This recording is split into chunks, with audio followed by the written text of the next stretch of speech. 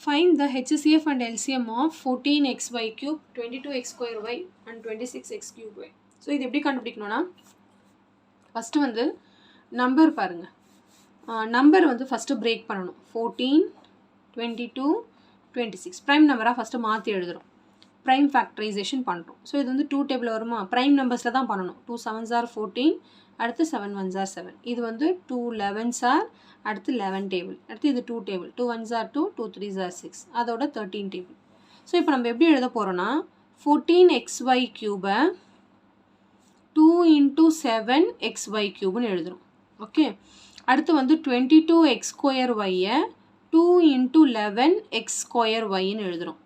அடுத்து 26x cube y-ஐ 26-ஐ வந்து 2 into 13x cube y-ன்னு எழுதுகிறோம். சரி, நம்பரை மட்டும் பிரித்து எழுதுனா போதும், மீதெல்லாம் எழுத வேண்டாம், அப்படியே வச்சுக்கலாம்.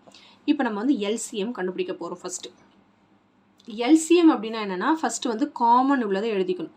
நம்பர்ஸில் காமன் என்னது 2. சரிங்களா? அடுத்து என்ன பண்ணணும்னா ரெண்டுத்தில் ஏதாவது காமன் இருக்கான்னு பார்க்கணும். எதுவுமே காமன் இல்லை. அப்போ மீதி இருக்கிற நம்பர்ஸையும் எழுதிக்கணும், மறந்துடாதீங்க. எல்சிஎம். சரிங்களா? இப்போ நம்பரில் பார்க்கணும். மூணுத்துலேயுமே எக்ஸ் இருக்கா? இருக்குது. எல்சிஎம்னா லீஸ்ட்டுன்னு அர்த்தம். அப்போ அதோட ஆப்போசிட் என்னது? லீஸ்ட்டுக்கு ஆப்போசிட் என்னது? ஹையஸ்ட்டுன்னு அர்த்தம். அதாவது எல்சிஎம்னா என்னதுன்னா எக்ஸ் மூணுத்துலேயும் இருக்கா? இருக்குது. ஃபஸ்ட்டு மூணுத்துலேயும் இருக்கான்னு பார்த்துக்கணும். மூணுத்துலேயும் இருக்குன்னா எது ஹையஸ்ட்டு பவரோ அதுதான் எல்சிஎம். அதே மாதிரி y மூணுத்துலேயும் இருக்கா? எது பெரிய பவரோ அதுதான் எல்சிஎம். லீஸ்ட்னா அதோட ஆப்போசிட் எடுத்துக்கணும்னு அர்த்தம். இப்போ இது எல்லாத்தையும் மல்டிப்ளை பண்ணிக்கணும். 2 7s are 14, 14 into 11. So 14 into 11 என்ன வரும்? 14, 14, 4, 5, 154. அந்த 154 into 13. 3 4s are 12, 2 balance 1, 3 5s are 15, 15 plus 1 16, 6 balance 1, 3 1s are 3, 3 plus 1 4.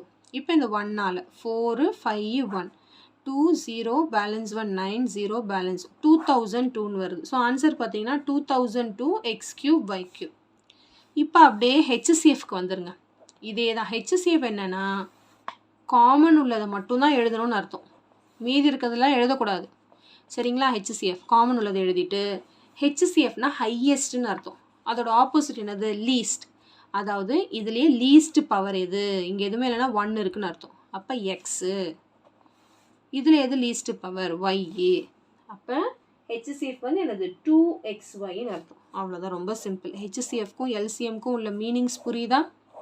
Sorry, இது கொஞ்சம் இழஞ்சிருச்சு. ஹெச்சிஎஃப்க்கும் எல்சிஎம்க்கும் உள்ள மீனிங் புரியுதா? இதுதான் வந்து அல்ஜிப்ரிக் எக்ஸ்பிரஷனோட எல்சிஎம் ஹெச்சிஎஃப் கண்டுபிடிக்கிறது. ஓகே, ஸோ கண்டிப்பாக இந்த சம் நல்லா உங்களுக்கு கிளியராக அண்டர்ஸ்டாண்ட் ஆயிருக்கும்னு நினைக்கிறேன். So thank you so much for வாட்சிங். Bye-bye.